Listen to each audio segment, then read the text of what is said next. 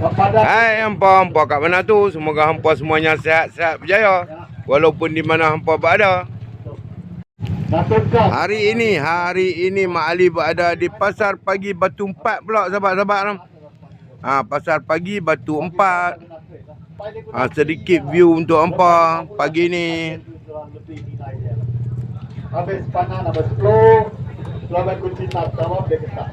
Kalau dah ketat dia sengit, nak dua dia hilang. Bukan logai dia boleh. Bagi dia penting atau ini. Hari pakai boleh lah. Kita tukar ni, tayar pantat tukar tayar.